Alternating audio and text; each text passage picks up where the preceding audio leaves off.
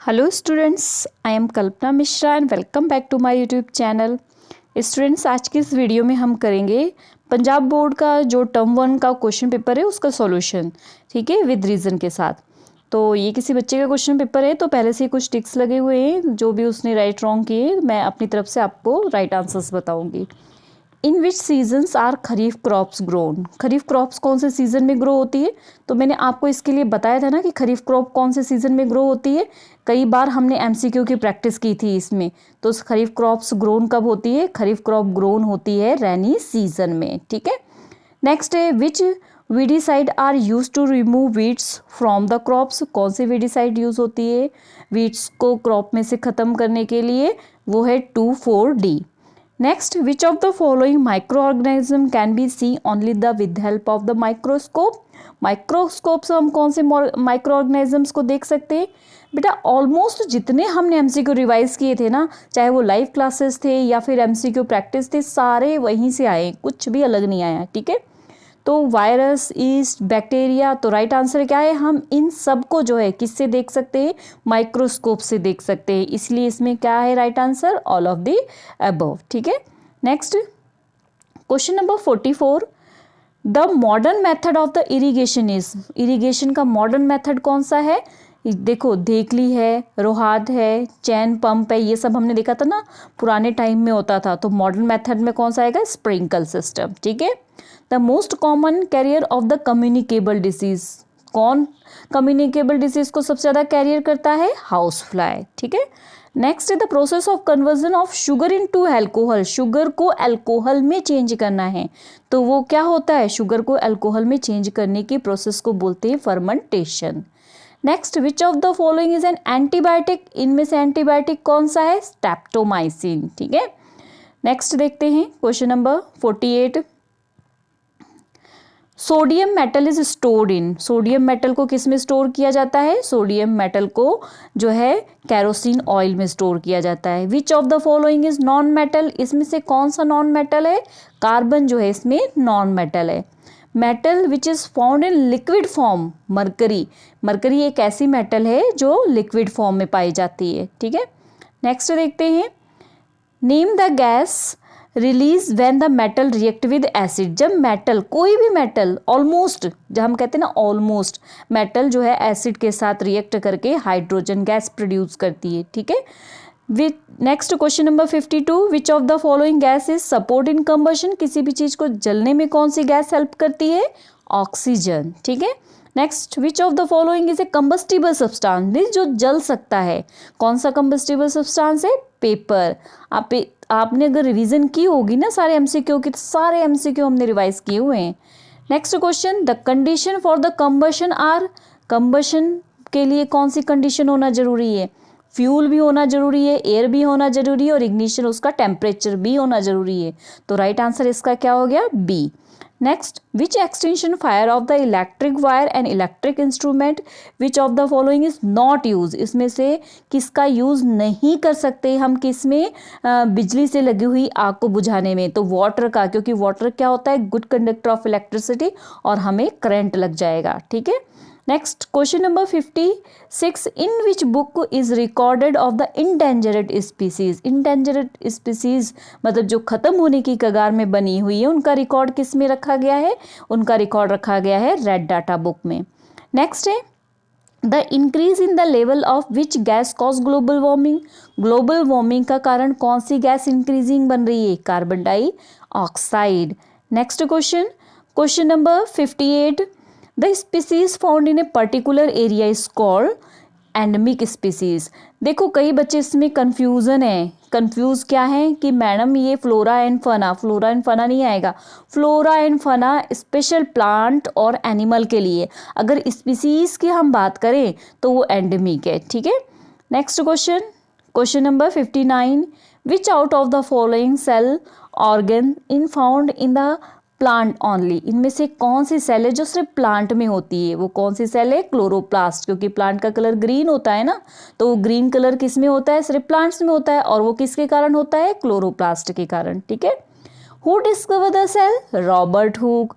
Next, thread like structure जो nucleus में पाया जाता है उसे क्या कहते हैं? क्रोमोसोम, ठीक है। नेक्स्ट देखते हैं, नेक्स्ट है हमारा question number 62, the number of nuclei found in zygote. Zygote में जो न्यूक्लियाई होता है वो कितने नंबर में होता है? 1, सिंगल होता है, ठीक है।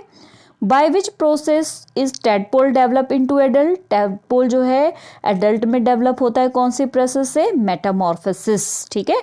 हाँ, ये सारी चीज़ें हमने चैप्टर में रिवाइज की हुई है और एमसीक्यू बहुत इसकी प्रैक्टिस की है।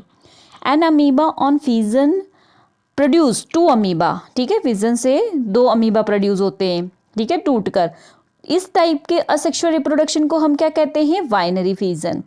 And the pressure extracted by water at the bottom of the container. अगर कोई कंटेनर था, हमने इस तरीके की फिगर की हुई थी, तो यहाँ पर अगर कोई प्रेशर लग रहा है वाटर से, तो उसका कारण क्या है? उसका कारण ये कि जितनी हाइट से पानी आएगा उतना ही नीचे क्या होगा? उसमें प्रेशर लगेगा। तो राइट आंसर इसका क्या है? ए। नेक्स्ट क्वेश्चन है हमारा question number 66, while carrying luggage on the railway station a coolie often the roll his cloth and place it on head.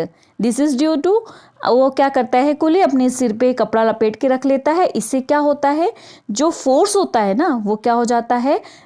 Force कम लगता है, जिससे प्रेशर क्या हो जाता है? डिक्रीज हो जाता है, ठीक है। तो उसमें मतलब रिड्यूस क्या हो गया? वेट, उसका वजन कम हो जाता है।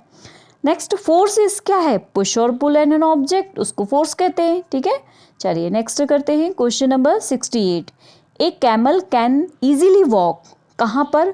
Bear footed on the sand while we can not, because bare footed means उसके जो गद्देदार पैर होते हैं चौड़े चौड़े, उसके कारण वो रेत पर चल लेता है। क्यों चल लेता है? क्योंकि जो सरफेस है, एरिया है, उसका क्या हो जाता है? ज़्यादा होता है, जिसकी वजह से उसका जो है प्रेशर कम लगता है और जिसकी वजह से उसके पैर नीचे धंसते नहीं हैं, ठीक है।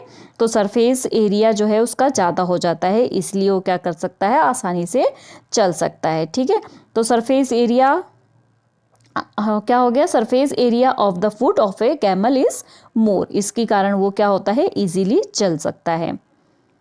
तो अगला ऑप्शन भी आपको surface area of our foot, नहीं ये गलत दिया, ये ही आंसर सही है, ठीक है। नेक्स्ट है question number 69, it is difficult to walk on the wet floor. Wet floor पे चलना मुश्किल हो जाता है, क्यों? फ्रिक्शन कम होगा तो चलना क्या होगा? आसान होगा कि टफ होगा? फ्रिक्शन अगर कम हो जाएगा तो चलना हमें मुश्किल होगा। तो राइट आंसर क्या है? ए, ठीक है। अगर वेट है इसका मतलब फ्रिक्शन वहाँ कम है। नेक्स्ट रोलिंग फ्रिक्शन, अब बता दो इसमें से क्या है rolling friction? Less than static friction. जो स्टैटिक फ्रिक्शन होता है ना, उससे रोलिंग फ्रिक्शन क्या होता है? कम होता है। इसीलिए हमें सामान को रोलिंग फ्रिक्शन में ले जाना इजीली होता है किसी भी रोलर के ऊपर, ठीक है। 4 चिल्ड्रन है, अरेंज किया उन्होंने रोलिंग, स्टेटिंग और स्लाइडिंग फ्रिक्शन को डिक्रीजिंग ऑर्डर में। डिक्रीज मीन्स सबसे पहले क्या करना है? जिसमें सबसे ज़्यादा फ्रिक्शन है, फिर उसके बाद जिसमें कम फ्रिक्शन, उसके बाद कम फ्रिक्शन है। सबसे ज़्यादा फ्रिक्शन हमें पता है किस में होता है? स्टैटिक में, फिर स्लाइडिंग में, फिर रोलिंग में। तो आंसर क्या है? राइट, सी, ठीक है। Next question number 72, the moving ball on the floor stop after some time, because जब बॉल को मूव करते हैं कुछ समय के बाद वो स्टॉप हो जाती है। क्यों?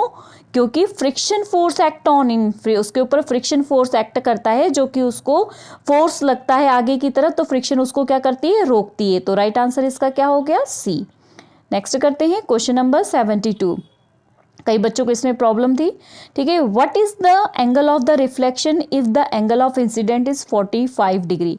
तो बेटा इंसिडेंट एंगल जितना होता है ना, उतना ही रिफ्लेक्ट एंगल भी होता है। तो अगर आपको 45 इंसिडेंट एंगल दिया है तो रिफ्लेक्ट एंगल भी क्या होगा? 45, ठीक है।